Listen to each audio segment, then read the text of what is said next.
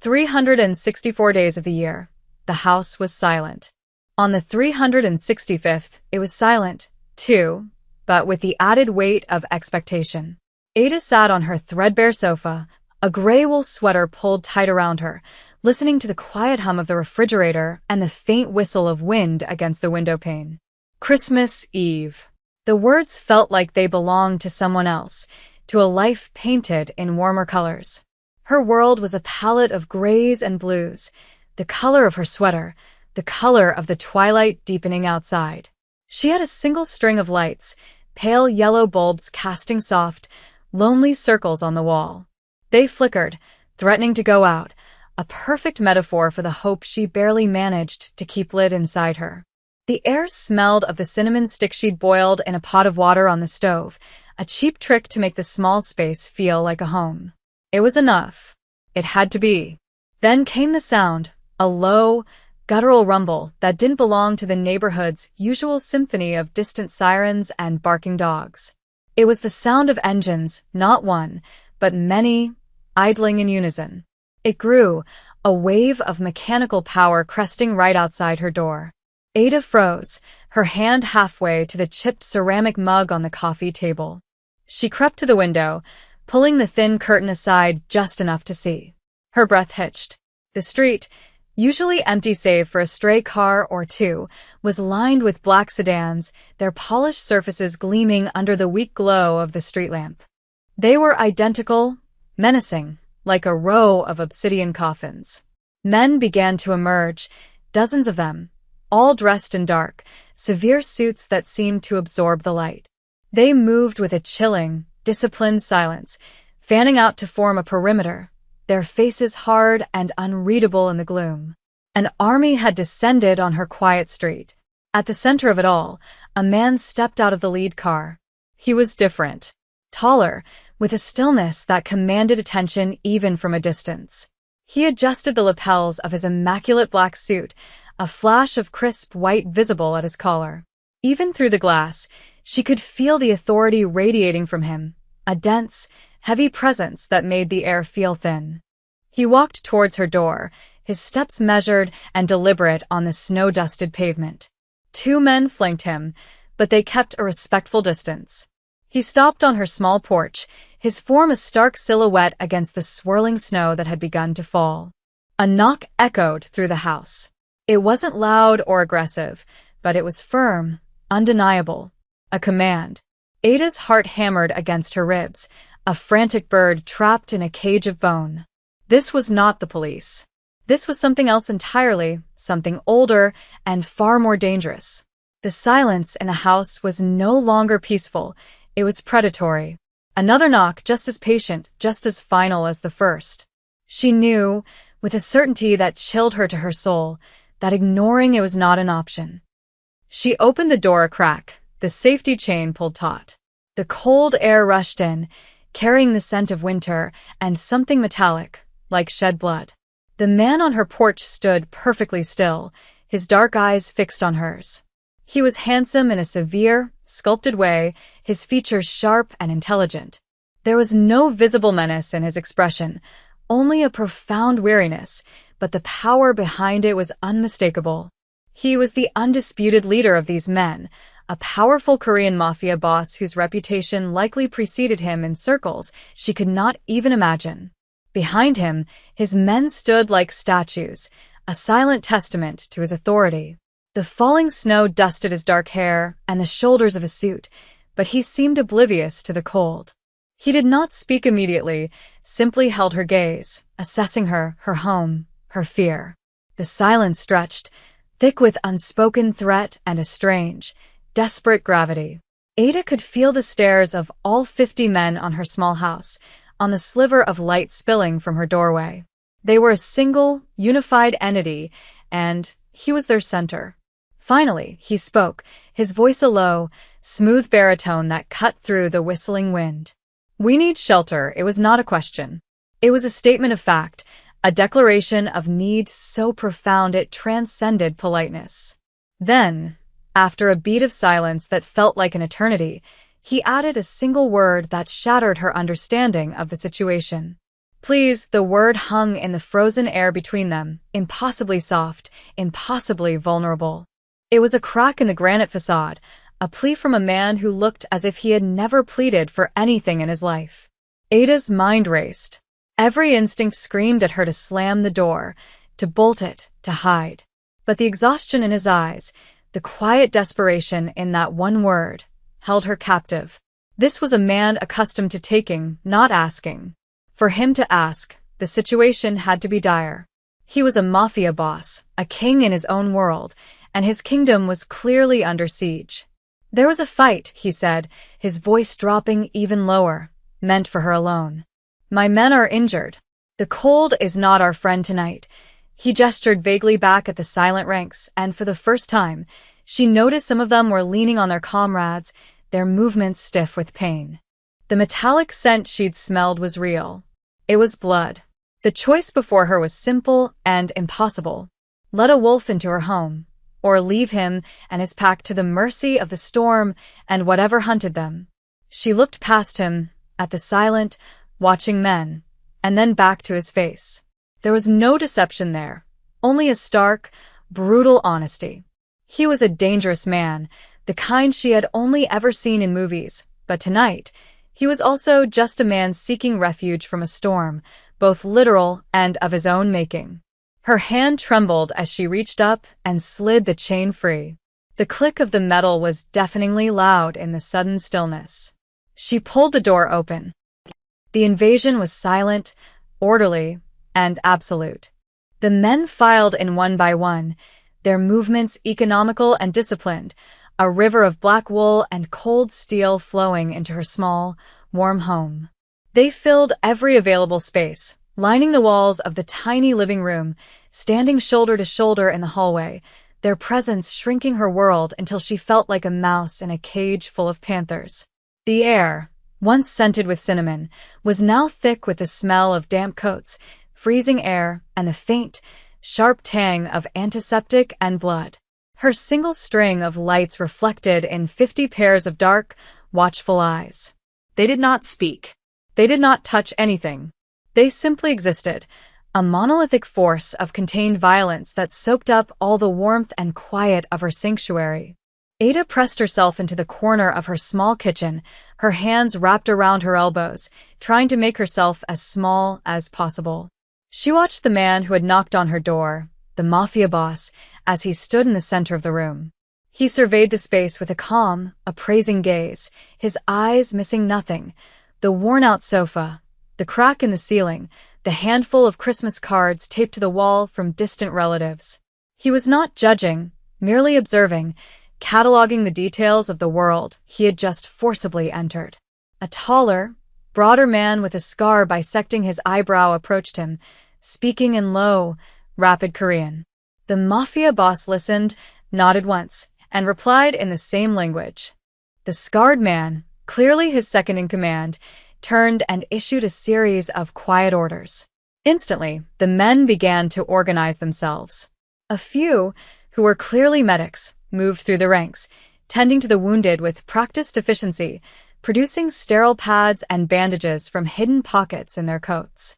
Others took up positions near the windows and the door, their stillness now charged with a predatory alertness. They were guards, sentinels. They had not sought shelter so much as they had occupied a new, temporary fortress. And she was its sole, terrified inhabitant. The powerful Korean mafia boss turned his attention back to her. He walked towards the kitchen, his polished shoes making no sound on the worn linoleum. He stopped a few feet away, creating a small pocket of space around them in the crowded house. I am in June, he said, the name sounding foreign and solid. He did not offer a hand to shake. It was not an introduction between equals. It was the courtesy a king might extend to a subject whose lands he was temporarily borrowing. My apologies for the intrusion. The apology felt sincere, yet it changed nothing. The apology of a storm for the damage it caused. Do you have water? He asked. His voice was calm, but she saw it then, a thin, dark line of blood tracing a path from his hairline down his temple, partially hidden by his black hair. A fine tremor ran through his hand as he brushed it away, his knuckles white. The king was wounded. The sight of the blood, a stark crimson against his pale skin, broke through her paralysis. It was a flaw in his perfect, intimidating armor, a sign of the violence he had just escaped. He was not an abstract concept of danger anymore. He was a bleeding man standing in her kitchen. Her fear was still a cold, hard knot in her stomach, but another instinct began to stir alongside it, a deep, ingrained impulse to mend what was broken. It was an instinct that had cost her dearly in the past, drawing her to wounded things, but it was as much a part of her as the color of her eyes. She nodded mutely and turned to the sink, her movements stiff and jerky. She filled a glass with water, her hand shaking so badly that some of it sloshed over the side.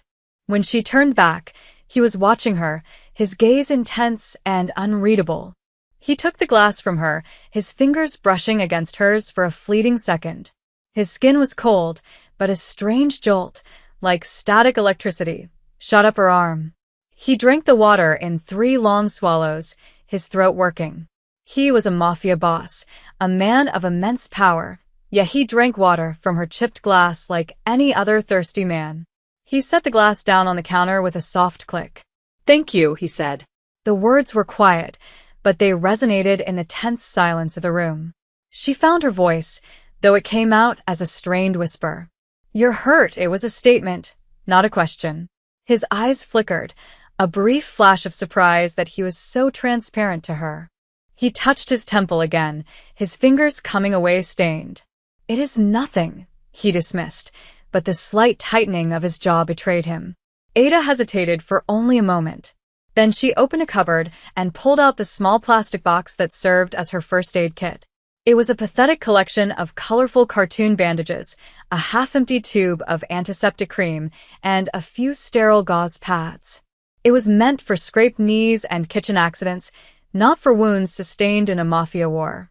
She placed it on the counter between them.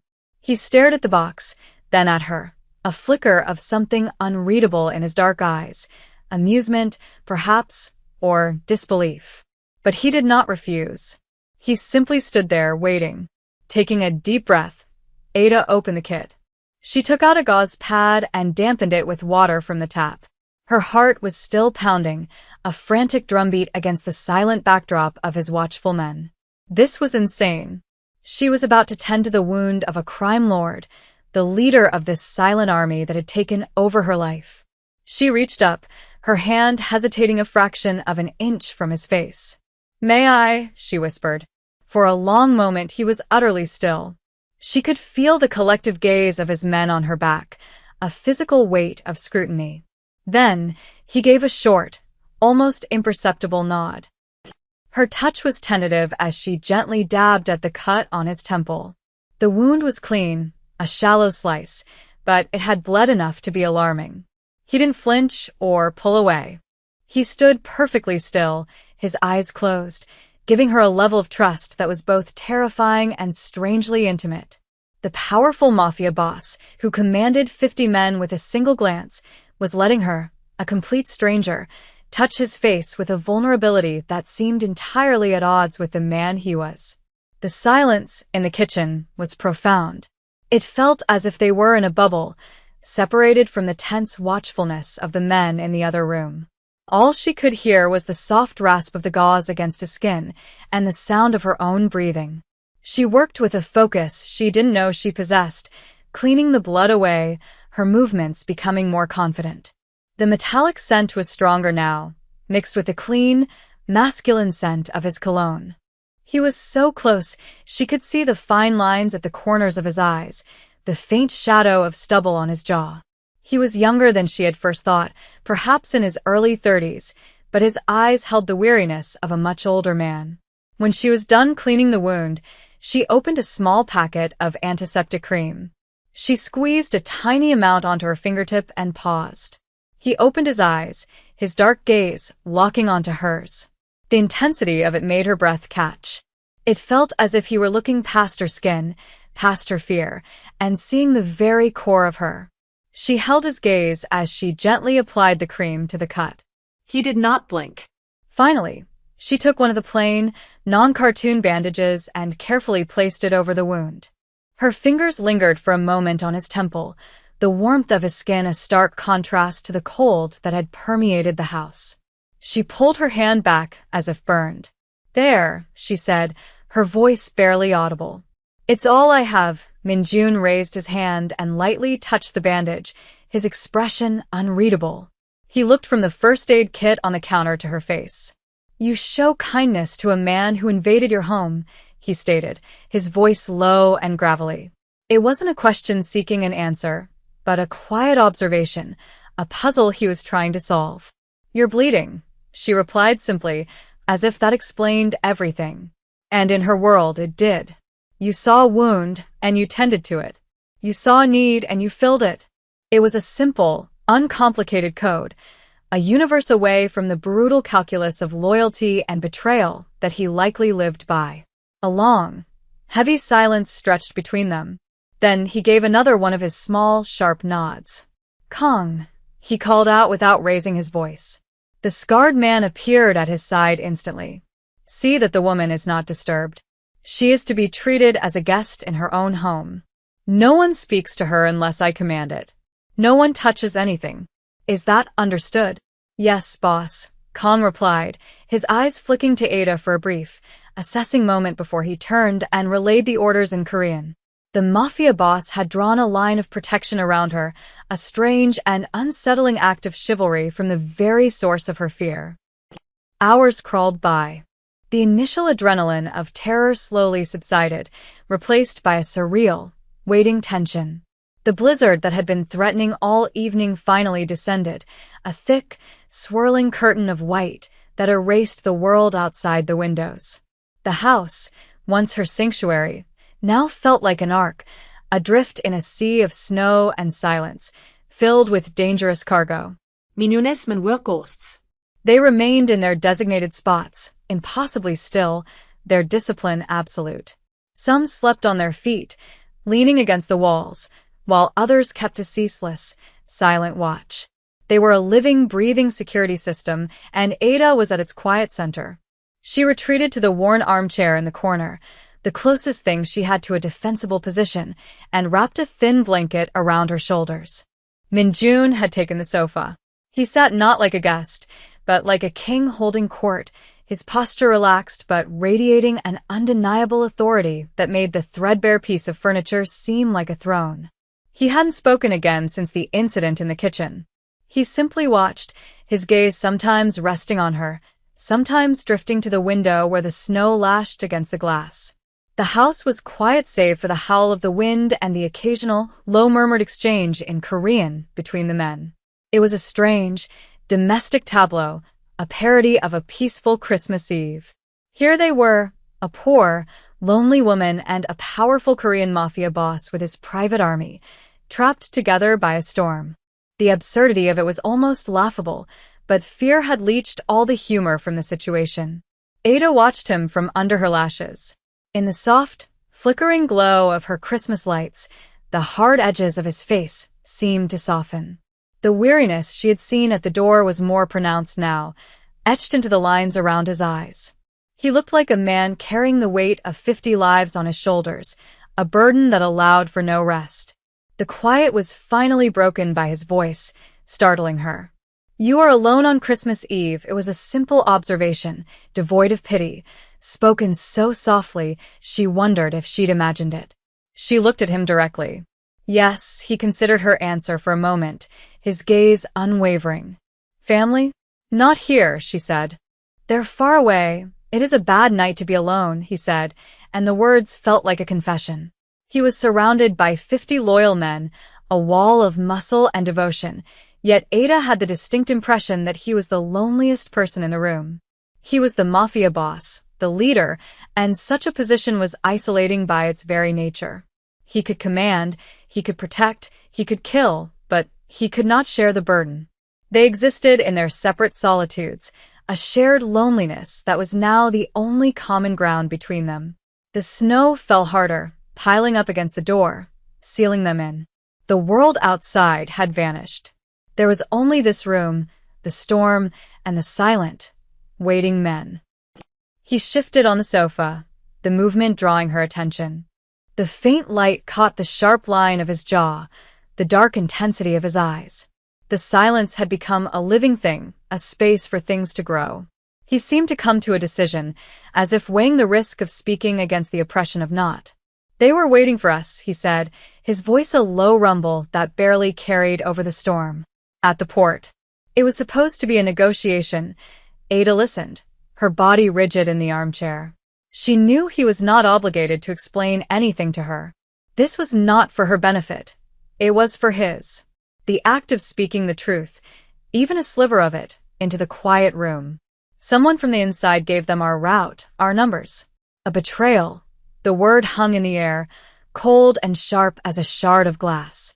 "We lost good men." He did not say it with sadness, but with a flat, cold anger that was far more chilling. It was the voice of a man who dealt in consequences, who understood that loss was a part of the equation, but who would never forgive the treachery that caused it. "This life," he continued, his gaze distant, fixed on the swirling snow outside the window, "is built on loyalty. It is the only currency that matters. When it is devalued, everything falls apart." He was giving her a glimpse into his world, a brutal, unforgiving place governed by a strict, archaic code. A world where a single act of disloyalty could lead to a snowy street filled with bodies and a desperate flight into the night. He was the Mafia boss, and this was the reality of his crown. "We fought our way out," he said, his voice hardening. "But we were exposed. Hunted. This was the closest place to disappear. Your street was dark.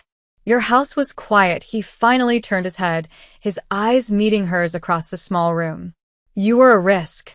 But the street was a certainty. It was a cold calculation, the logic of a general on a battlefield." Her home, her life, had been weighed against his men's survival, and the choice had been simple for him. Yet he had told her. He had given her the context for his invasion, an explanation that was also a warning. He was showing her who he was. Not a monster, but a man shaped by a monstrous world, a leader who had made a hard choice to protect his people. She didn't know what to say. "I'm sorry" felt hollow and inadequate. "I understand" felt like a lie. So she said nothing. She simply held his gaze, her silence a form of acceptance, a quiet acknowledgement of the brutal truth he had laid at her feet. In that moment, the dynamic between them shifted again. He was not just her captor, and she was not just his victim. They were two people, caught in the eye of a storm, sharing a moment of stark, unvarnished honesty on the loneliest night of the year. The fragile peace was shattered by the shrill, electronic chirp of a burner phone. The sound was alien in the quiet house, a violent intrusion from the world they were hiding from. Kong, the scarred second-in-command, materialized at Minjun's side, holding the small, black device.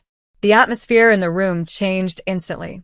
The men who had been resting were suddenly awake and alert, their bodies tensing, their hands moving instinctively to the weapons hidden beneath their jackets. The air crackled with renewed danger. Minjun took the phone, his expression hardening into a mask of cold command. He listened for a few moments, his face betraying nothing, before speaking a few short, sharp words in Korean and ending the call. He handed the phone back to Kong. "They found the warehouse," he said in English, his voice flat and devoid of emotion. He was speaking to his lieutenant, but his eyes were on Ada. "They are sweeping the district, block by block." The words landed like stones in the pit of her stomach. The hunters were closing in. The brief illusion of safety, of a sanctuary sealed by the storm, was gone. He had not escaped his enemies. He had merely led them here, to her quiet street, to her front door. Her home was no longer a shelter, it was a target. The Mafia boss stood up, his movements fluid and decisive. The weary man who had confessed his betrayal was gone, replaced by the formidable leader. "We move in 10 minutes, he commanded. Kong nodded. "The cars. They will be liabilities. We go on foot. The storm is our cover. We will cut through the back alleys to the river." The order was given, and the men began to move with the same silent efficiency as when they had arrived. Coats were buttoned, weapons checked, and the wounded were helped to their feet. The house, which had been a silent, static tableau, was now a whirlwind of quiet, purposeful activity. They were preparing for war. Ninyo 저와 조해야. He stood before her armchair, looking down at her, his shadow falling over her. She had to crane her neck to meet his gaze. The full, terrifying force of his power was on display now, the calm, controlled lethality of a true predator. "They will not know we were here," he said, his voice low and firm. "My men will leave no trace. When they pass this house, they will see only a dark window on a quiet street." It was a promise. But it was a promise that acknowledged the immense danger he had brought upon her. He knew that if his enemies suspected she had sheltered him, her life would be forfeit. But, he continued, his eyes searching hers, there is always a risk. A stray witness. A footprint in the snow. He was laying out the consequences, forcing her to see the reality of her situation.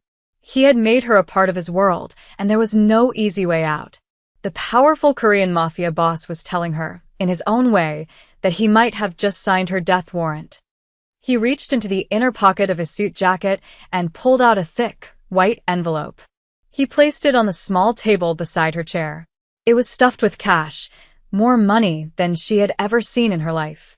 "This is for the trouble," he said. "For the risk. It will be enough for you to leave this place. To start somewhere new, where no one can find you." Ada stared at the envelope, then back at his face. The money was a solution, a clean, simple answer to a dirty, complicated problem.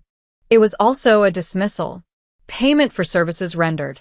It erased the intimacy of the shared silence, the vulnerability of the wound she had tended, and reduced their encounter to a transaction. "I don't want it," she said, her voice stronger than she expected. His eyes narrowed slightly. "It is not a request. I didn't help you for money," she insisted, standing up, so she was no longer looking up at him. They were almost eye to eye. "I helped you because you were hurt." For the first time since he had arrived, he seemed thrown off balance. He studied her face, a flicker of genuine confusion in his eyes. He lived in a world where everything had a price, where loyalty was bought and sold, where kindness was a weakness to be exploited. Her simple, unconditional act of humanity did not compute.